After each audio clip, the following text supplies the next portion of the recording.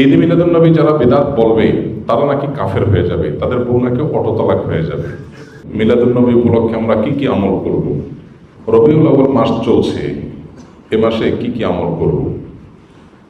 ভাইরা আমার, রবিউল আউয়াল হিজরি বর্ষের যে মাসগুলো আছে তার মধ্যে একটা মাস, এবং হিজরি বর্ষের তৃতীয় মাস এটি।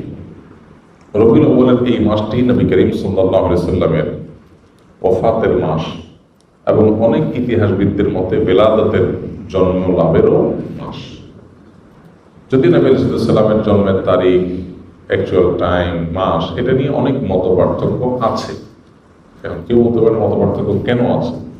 কেন আছে তার কারণ হলো, সে যুগে মানুষ জন্মের তারিখ সংরক্ষণের ব্যাপারে এখন আমরা যতটা সিরিয়াস, বা আমরা যত জন্ম হলে সাথে সাথে তারিখ নোট করে ফেলি, তখনকার মানুষের মধ্যে এটা এত গুরুত্ব ছিল না। ওই সময় তো অনেক পরের কথা, 1450 বছর। এখন থেকে 50 বছর, 100 বছর আগেও যদি আমরা চলে যাই, 100 বছর যাওয়া লাগবে না, 20-30 বছর আগেও যদি চলে যাই, অনেকের দেখবেন যে আমাদের জন্মের তারিখে ঠিক নেই, মা বাবা খেয়াল করেন নাই। বাট এখন মানুষ অনেক এলাকা গ্রামে একদম তারিখটা লিখে রাখে, কারণ জন্ম নিবন্ধন তো করতে হয়। তো আগে যত পিছনে যাবেন এটার তত গুরুত্ব ছিল না। নবী করিম সাল্লাল্লাহু আলাইহি ওয়াসাল্লাম ব্যাপারটা হলো, তিনি যখন জন্মগ্রহণ করেছেন তখন আল্লাহর কিতাবে, আল্লাহর ইলমে তিনি নবী ছিলেন। মক্কার মানুষজন কি জানতো? জানতো না। কুরাইশ বংশের অন্য 10টা বাচ্চার মতো একটা বাচ্চা জন্ম নিয়েছে বলে তারা মনে করেছে। এই যে একজন নবীর আগমন, এটা তো মানুষ টের পায়নি, কিন্তু যখন তার মৃত্যু হয়, দুনিয়া থেকে চলে যান, তখন তো দুনিয়া জানে তিনি নন। এই জন্য মৃত্যু দিবসটা যেভাবে সংরক্ষিত, জন্ম দিবসটা সেভাবে সংরক্ষিত না। সেটা যাই হোক, জন্ম দিবস, মৃত্যু দিবস দুইটাই এই মাসে আমরা ধরেই নিলাম, রবিউল আউয়াল মাসে। তাহলে এই মাসের আমল কি? উত্তর হলো যে এই মাসের জন্য আলাদা করে স্পেশাল কোনো আমল নাই। আমল হলো সারা মাসের, সারা বছরে। সেটা কি? সেটা হলো নবী করিম সাল্লাল্লাহু আলাইহি সাল্লামের সুন্নাহকে অনুসরণ করা, তাকে সবকিছুর চাইতে, সবার চাইতে বেশি ভালোবাসা দেওয়া, এবং তার আদর্শকে নিজের মধ্যে ধারণ করা। এই কাজগুলো যদি আমরা করি, তার প্রতি ঈমানদার দাবিদার যারা, তাহলে ইনশাআল্লাহ কিয়ামতের ময়দানে তার সুপারিশ, তার সাথে জান্নাতে থাকা, আরো আল্লাহ তাআলা বিভিন্ন নেয়ামতের অধিকারী আমরা হতে পারবো। আর যদি আমরা রবিউল মাস আসলো আর 1-2টা মিলাদ পড়লাম, কিয়াম করলাম, বা কিছু আমল নবী সাল্লাল্লাহু আলাইহি ওয়াসাল্লামের মহব্বতের নামে করলাম, আর করে যদি মনে করি যে আমার দায়িত্ব আদায় হয়ে গেছে, সেটা ভুল হবে। আমাদের সমাজের মানুষের হলো, নেচার হলো যে রবিউল আউয়াল এলে তোমার গান গাই, ও রবিউল আউয়াল গেলে তোমায় ভুলে যাই। তো নবী সাল্লাল্লাহু আলাইহি ওয়াসাল্লামের ইত্তেবা কোনো মাসের সাথে সম্পৃক্ত না, সারা বছরের, সারা জীবনের জন্য। বিধায় রবিউল আউয়াল মাসের জন্য কোরআন অথবা হাদিসে আলাদা কোনো আমল, বিশেষ কোনো আমলের কথা বলা নেই। সম্মানিত 4টি মাস আছে, সেই 4টি মাসের কথা ভিন্ন, যেমন জিলকদ, জিলহজ, মুহররম আর রজব মাস। আর রমজান মাসের বিশেষ ফজিলত তো আছেই। এর বাইরে বাকি মাসগুলো সবই সমান, এগুলোর বিশেষ স্পেশাল কোনো আমল নাই, যেমন রবিউল আউয়ালে আলাদা করে কিছু নাই। নবী করিম সাল্লাল্লাহু আলাইহি সাল্লামের জন্মের দিন হলো সোমবার। কি বার? সোমবার। এই দিনটাতে মুসলমানদের জন্য নফল রোজা রাখা উত্তম। যদি সুযোগ থাকে আমরা নফল রোজা রাখতে পারি, সেটা সুন্নাহ আদায় হবে। নবী আলাইহিস সালাম সোমবারে রোজা রাখতেন, এবং তাকে জিজ্ঞাসা করা হয়েছে, সুইলা আন সিয়াম ইয়াউমিল ইথনাইন, নবী আলাইহিস সালামকে সোমবার রোজা রাখা সম্পর্কে জিজ্ঞাসা করা হয়েছিল, কেন রাখেন? তখন তিনি বলেছেন, যাকা ইয়াউমুন উলিদতু ফিহি, কারণ এটা এমন দিন যেদিনে আমার জন্ম হয়েছিল। তো নবী আলাইহিস সালামের জন্মকে ঘিরে যদি কিছু করার থাকে, সেটা হলো সোমবারে রোজা রাখা। এর বাইরে জন্মের বার্ষিকী পালন, এই কালচারটা তখন ছিলই না নবী আলাইহিস সালাম বা সাহাবীদের মধ্যে। এখন যেরকম আমরা জন্ম দিবস বছরে একবার পালন করি, নবী করিম সাল্লাল্লাহু আলাইহি সাল্লামের জন্মের দিন যদি পালন করতে আপনার মনে চায়, সেটা বছরে একদিন না, সেটা প্রত্যেক সপ্তাহে একদিন। কিবারে? সোমবারে। এটা বিশুদ্ধ হাদিস দ্বারা প্রমাণিত। এর বাইরে যদি আপনি বলেন না আমি বার্ষিকী পালন করব, তাহলে এই জন্মের বার্ষিকী পালন করার এই কৃষ্টি, এই কালচার এসেছে প্রকৃতি পূজারীদের মধ্য থেকে। একসময় খ্রিস্টান ধর্মের মানুষেরাও এটার তীব্র সমালোচনা এবং বিরোধিতা করত, নিষিদ্ধ ছিল। পরবর্তী তাদের নবী ঈসা আলাইহিস সালামের জন্ম দিবস পালন করা শুরু করেছে। তারা যখন শুরু করেছে, এখন এক শ্রেণী মুসলমানরা মনে করা শুরু করলো যে তারা যখন তাদের নবীটা পালন করে, তাহলে আমরা কেন আমাদের নবীটা পালন করবো? ভালো নিয়তেই তাদের অনুসরণ করার চিন্তা শুরু করেছে। অথচ নবী সাল্লাল্লাহু আলাইহি ওয়াসাল্লাম বলেছেন, একটা সময় আসবে তোমরা মুসলমানরা তারা তাদের অনুসরণ করবে, এক বিগত গেলে তোমরা এক বিগত যাবে, এক হাত গেলে তোমরাও এক হাত যাবে। তারা গর্তে গিয়ে ঢুকলে গুইসাবের তোমরাও সেখানে গিয়ে ঢুকবে। তখন নবী আলাইহিস সালামকে সাহাবা জিজ্ঞাসা করলেন, কাদের কথা বলছেন? ইহুদি খ্রিস্টানদের কথা? তখন নবী আলাইহিস সালাম বলেছেন, তারা ছাড়া কাদের কথা বলবো? তাদের কথাই বলছি। অর্থাৎ তারা যা করে আমরা তা করবো। এখন ওদের নবীর জন্মদিবস উদযাপনের নামে তারা ক্রিসমাস ডে পালন করে, যদিও সেদিন ঈসা আলাইহিস সালামের জন্ম হয়েছে কিনা সেটা আরেক ঐতিহাসিক বিতর্কের বিষয়। কিন্তু আমরা মুসলমানরা অনেকে মনে করি তাহলে আমরা আমাদের নবী মুহাম্মদ সাল্লাল্লাহু আলাইহি সাল্লামের জন্মদিবস অনুসরণ করব। আমাদের নবী মুহাম্মদ সাল্লাল্লাহু আলাইহি সাল্লামের জন্মের পর উনি দুনিয়াতে বেঁচে ছিলেন কত বছর? 63 বছর। ওনার মৃত্যুর পর সাহাবীরা প্রায় শতবর্ষের মতো, সর্বশেষ সাহাবী দুনিয়া থেকে যাওয়ার ইতিহাসটা প্রায় কয়েক যুগ শতবর্ষের মতো। এবং খোলাফায়ে রাশেদা তারপরে দুনিয়াতে বেঁচে ছিলেন কত বছর? 30 বছর। তাহলে শুধু খোলাফায়ে রাশেদের কথাই যদি বলি, নবী সাল্লাল্লাহু আলাইহি সাল্লামের 63 আর 4 খলিফার 30, তাহলে কত হয়? 93 বছর। ইসলামের স্বর্ণযুগে খোদ নবী সাল্লাল্লাহু আলাইহি সাল্লাম এবং 4 খলিফার এই 93 বছরের একটা বছর এমন পাওয়া যায় না যে বছরে একবার নবীজির জন্মদিবস তিনি নিজে অথবা তার কোনো খলিফা কোনো সাহাবী পালন করেছেন। তো তাদের চাইতে কি আমরা তাকে বেশি ভালোবাসি?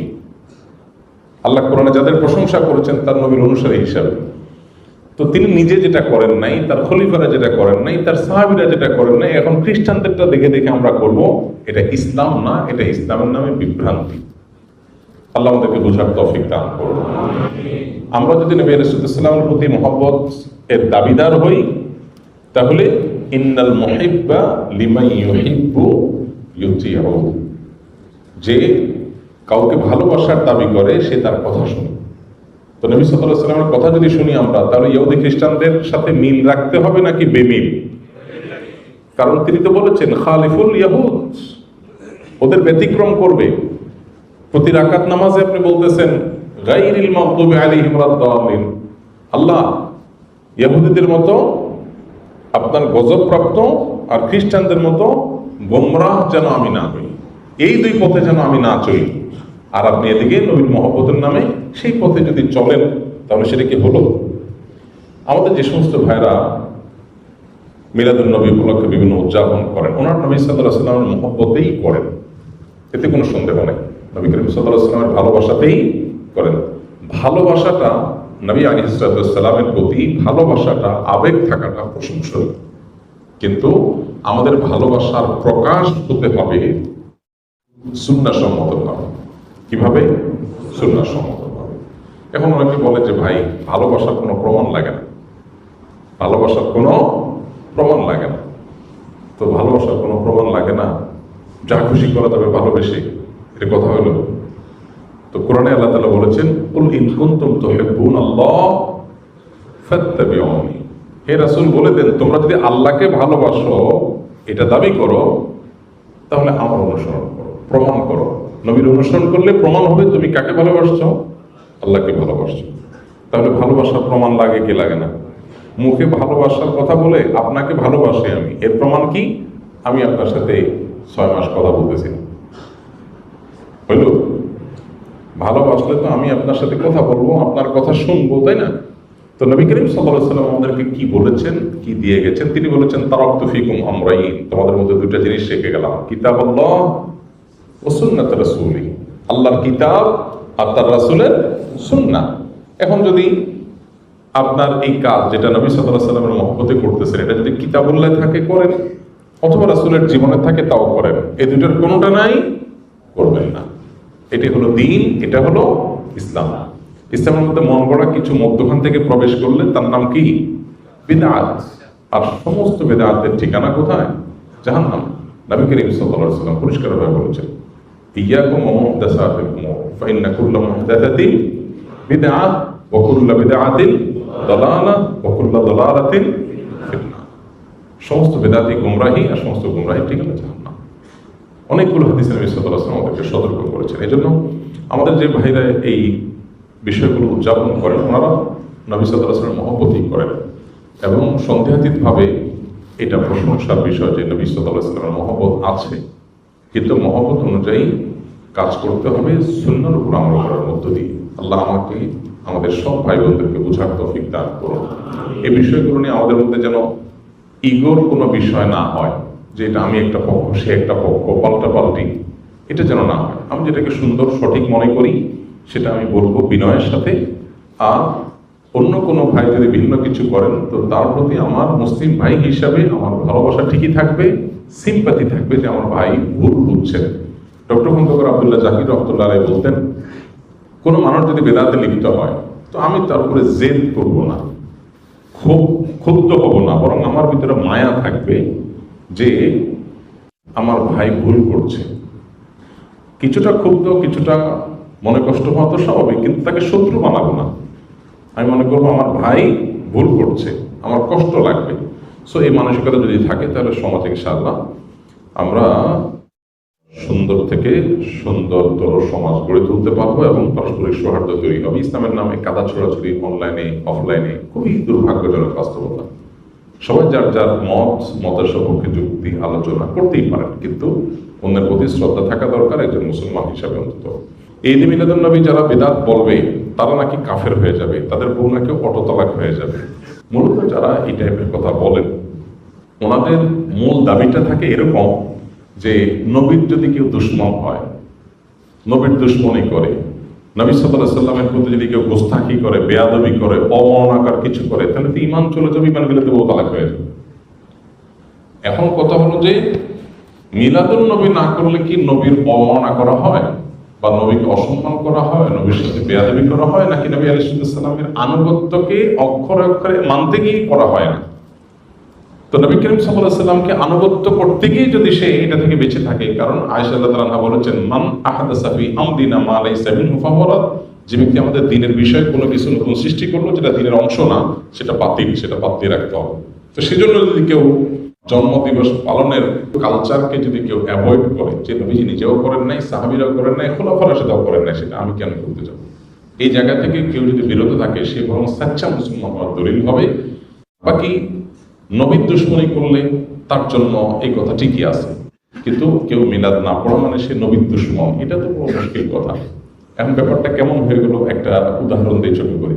ধরেন আমি আপনাকে বললাম যে আপনি যদি ভালো মানুষ হয়ে থাকেন তাহলে আমাকে একটা চা খাওয়ান। একটা উদাহরণ জাস্ট বোঝার জন্য। আপনি চাটা খাওয়ালেন না, না ভাই আপনার চা খান, তাহলে আপনি তো খারাপ মানুষ। আমি একটা ক্রাইটেরিয়া সেট করলাম ভালো মন্দের করে, ওইটা দিয়ে আমি ভালো খারাপ সার্টিফিকেট দেওয়া শুরু করে দিলাম। কেমন হল বিষয়টা? এখন আমি মিলাদুন নবী উদযাপন করি, বলি, করি, এটাকে ভালো মনে করি। এখন এইটা একটা আমার কাছে ক্রাইটেরিয়া। আমি এটা দিয়ে বললাম মিলাদুন নবী করেন, আপনি করেন না, নবীর দুশমন। ব্যাপারটা এরকম হয়ে গেল না? যেমন এই যে আপনার আমাদের দেশের স্বাধীনতার জন্য, আমাদের মাতৃভাষায় কথা বলার অধিকার এনে দেওয়ার জন্য যে মানুষগুলোর জীবন দিতে হয়েছে, আমরা তাদের প্রতি কৃতজ্ঞ না অকৃতজ্ঞ? কৃতজ্ঞ। মাল্লাম ইয়াশকুরিন নাস লাম ইয়াশকুরিল্লাহ। বান্দা শুকর আদায় না করলে আল্লাহ শুকর আদায় হয় না। তো যাদের মাধ্যমে আমরা দেশ পেয়েছি, মায়ের ভাষায় কথা বলার অধিকার পেয়েছি, তাদের প্রতি জুলুম হয়েছে, আমরা অবশ্যই তাদের প্রতি কৃতজ্ঞ। কৃতজ্ঞতা আদায় করে আমরা তাদের জন্য মনের ভেতর থেকে দোয়া করি, আল্লাহ আপনি তাদেরকে মাগফিরাত দিয়ে জান্নাতের আলা মাকাম দান করেন। এখন আপনি বলতেছেন ভাই আমি আমাদের স্বাধীনতা যুদ্ধে শাহাদাত বরণকারী মানুষদের জন্য, ভাষা আন্দোলনের শাহাদাত বরণকারী মানুষদের জন্য একটা আলোচনা অনুষ্ঠান করব। এখানে 5 লাখ টাকা খরচ হবে, আপনি 10,000 টাকা দিবেন চাঁদা। খরচ থেকে আসবে, খরচের জন্য দিবেন। আপনি দিলেন না, আমি বললাম আপনি স্বাধীনতা বিরোধী, আপনি দেশ বিরোধী। চাঁদা দেন নাই, কিসের জন্য? স্বাধীনতা যুদ্ধে সাধারণকারীদের প্রোগ্রামের জন্য। ভাই আপনি এটা ক্রাইটেরিয়া সেট করে যদি আমাকে বলেন যে ভাই আপনার ভিতরে দেশপ্রেম নাই, কেন? কারণ আপনি বেদিতে ফুল দিতে যান নাই। ভাই আপনি তো বেদিতে ফুল দিতে গেছেন, আমি তো দোয়া করছি। ফুল দিয়েছেন যে এটা কি শহীদের কবরে গেছে, কিন্তু আমার দোয়াটা তো তার কাছে যাবে, তো কাজের কাজটা তো আমি করলাম। এখন আপনি আমার বলছেন ভাই দেশপ্রেম নাই, কেমন হবে জিনিসটা?